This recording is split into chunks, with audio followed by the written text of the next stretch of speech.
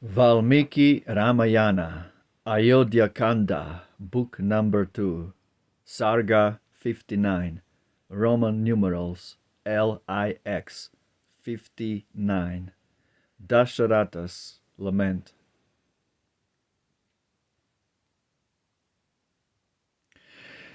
As thus Sumantra, best of peers, told his sad tale, with many tears, the monarch cried, I pray thee tell, at length again, what there befell. Sumantra, at the king's behest, striving with sobs, he scarce repressed, his trembling voice at last controlled, and thus his further tidings told. Their locks in votive coils they wound, their coats of bark upon them bound. To Ganga's farther shore they went, thence to Prayag their steps were bent. I saw that Lakshman walked ahead, to guard the path the two should tread. So far I saw, no more could learn, forced by the hero to return. Receiving slow my homeward course, scarce could I move each stubborn horse. Shedding hot tears of grief he stood, when Rama turned him to the wood. As the two princes parted thence, I raised my hands in reverence, mounted my ready car and bore the grief that stung me to the core. With Gua all that day I stayed, still by the earnest hope delayed, that Rama, ere the time should end, some message from the wood might send. Thy realm's great monarch mourn the blow, and sympathize with Rama's woe. Each withering tree hangs low his head, and shoot and bud and flower are dead. Dried are the floods that wont to fill the lake, the river, and the rill. Drear is each grove and garden now, dry every blossom on the bough. Each beast is still, no serpents crawl, a lethargy of woe on all. The very wood is silent, crushed, with grief for Rama, all is hushed. Fair blossoms from the water born, gay garlands that the earth adorn, and every fruit that gleams like gold, have lost the scent that charmed of old. Empty is every grove I see, or birds sit passive on the tree. Where'er I look its beauty o'er, the pleasant charms not as before. I drove through fair Ayodhya street, none flew with joy the car to meet. They saw that Rama was not there, and turned them sighing in despair. The people in the royal way wept tears of bitter grief when they beheld me coming from afar, no Rama with me in the car.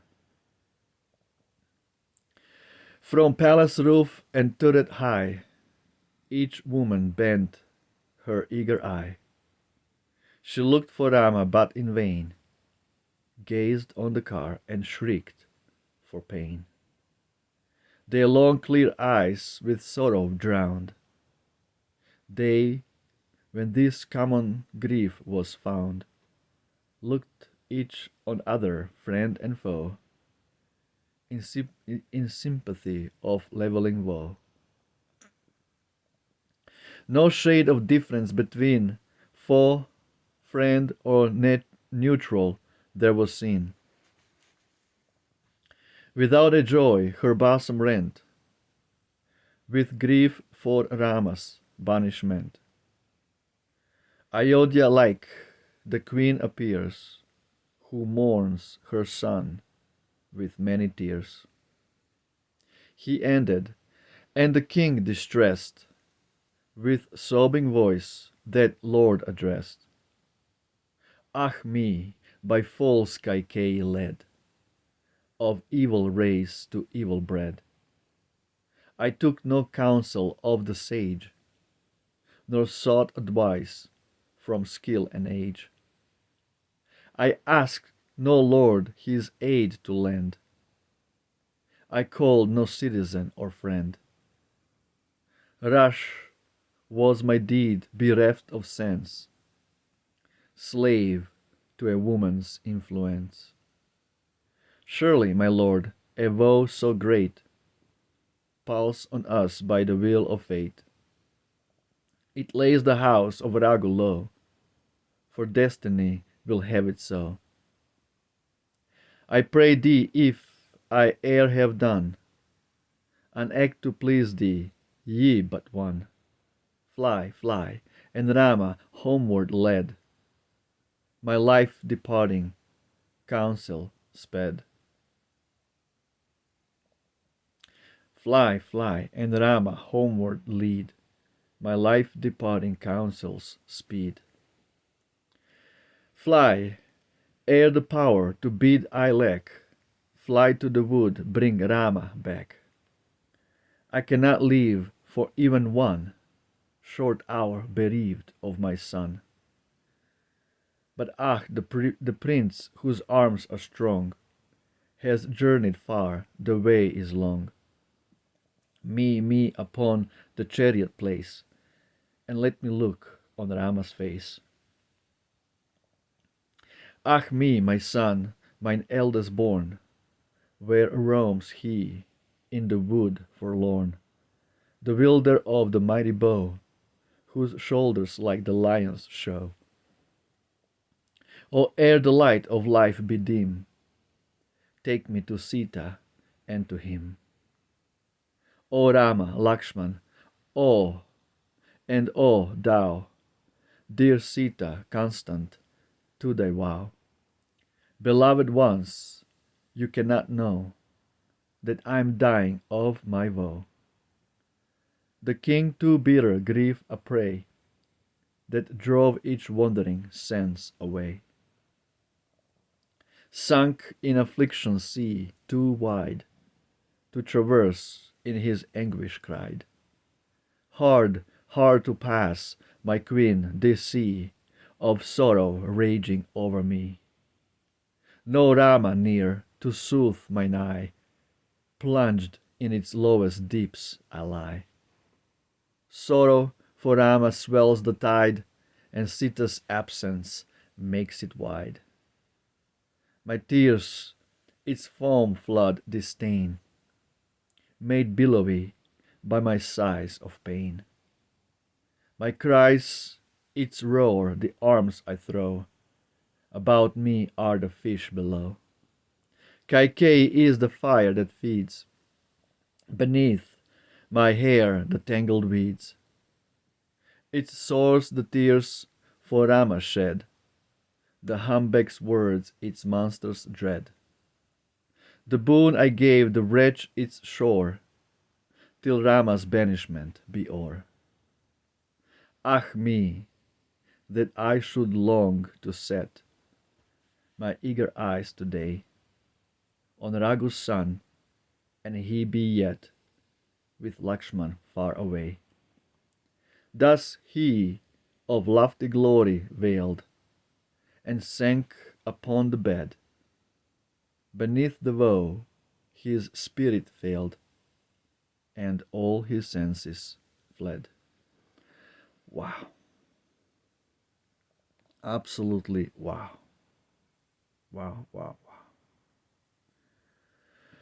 Footnotes 164:1. So in Homer the horses of Achilles lamented with many bitter tears the death of Patroclus, slain by Hector. Yes, because everything is plagiarized from Ramayana.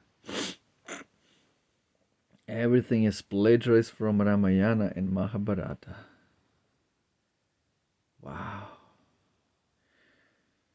Iliad 17 XVI 17 426. Ancient poesy frequently associated nature with the joys and sorrows of men. Not of men, stupid. Stupid Goresio. Not of men. Of God's pastimes. Everything in nature. God created beautiful nature to express the beauty of his transcendental pastimes, not of ordinary men who eat cows, literally who eat cows with in McDonald's. Okay. Anyway, this is so stupid.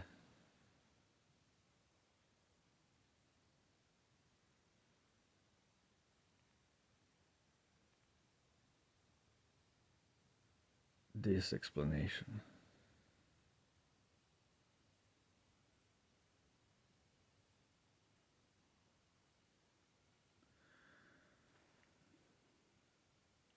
Oh, Govinda. This is so beautiful, actually.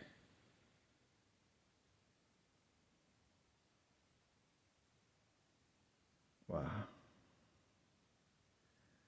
Here we have in this chapter beautiful, beautiful description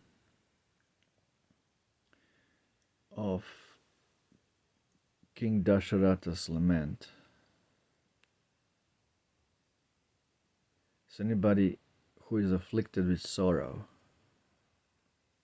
anybody who is afflicted with grief, it is recommended to read Ramayana.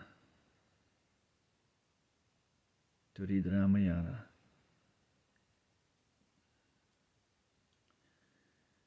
This these descriptions just shows how everybody in Ayodhya was in love with Sita and Rama. When God walks this earth with his eternal better part, the Lakshmiji, Sita Devi, Rama and Sita exhibit such beautiful pastimes that everybody is attracted to. Everybody is attracted to this pure eternal love of God. Godhead. It's not only just some dude in the sky, faceless, dickless, brainless, invisible dude in the sky. Now, God is a person. Every concept, including the human form, is coming from God. It's created by God. It's designed by God. Human form is the ultimate form. Why? Because God himself designed, eternally thought of the idea of the human form. And that human form is coming from God. Male form is coming from Rama and female form is coming from Krishna. It's not that we created God in our form, in our image. No, God created us in his image and her image. That's Ramayana, that's God. Beautiful. Roma Victa. Jai Shri Ram. Hail Ram. Ciao.